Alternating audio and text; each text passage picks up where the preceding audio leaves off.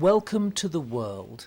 Like each and every one of us, these newborns help make up the 7 billion people on our planet. Catherine Piri has just given birth for the 4th time to a daughter, hours old. She doesn't have a name yet. Like the majority in Zambia, the family lives in poverty, yet the parents still hope to have more children.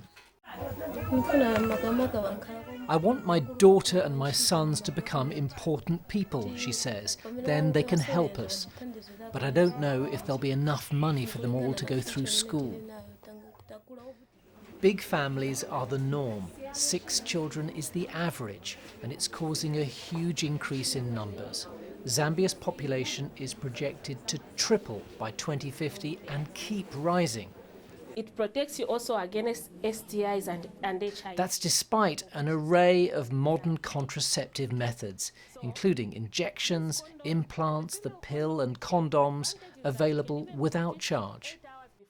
The family planning methods are free, but they are in health facilities, and people will have to travel to health facilities to obtain the services. But they don't earn enough, so they rather use the money for traveling to buy food to feed the family. This is a youthful country. Half the population is aged 16 or under. And more families are leaving the countryside to live in the capital, Lusaka, in search of work. Population growth can be good for the economy, with a young workforce and relatively few elderly. But the increase here is so rapid, the fear is it could perpetuate poverty. Zambia is barely able to feed 13 million people now. So how will it cope with 100 million or more by the end of the century? And how do you encourage the young to have fewer children than their parents? Aid agencies say it starts with more rights for women. If you are married to a man and he decides to have 10 children, you have no say, even when you know that these children are not going to be looked after properly.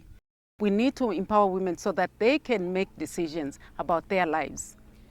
What things can the new government do for you girls and for you? And that begins in the classroom, where attitudes are changing. These teenagers want careers first and motherhood second.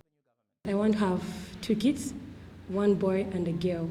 And I want to have 2 kids to reduce the population.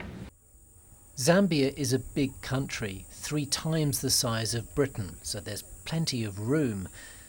But the expanding population will need more schools, jobs, hospitals and homes if it's to be lifted from poverty to prosperity.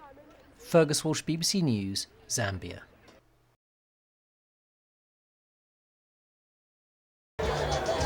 Zambia struggles to feed all its people now, so how will it cope in 40 years when its population has tripled?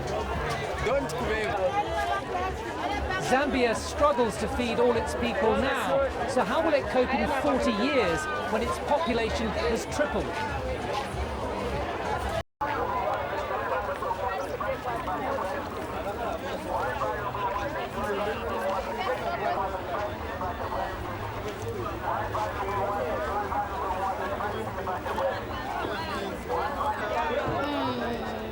Iwaza kukupa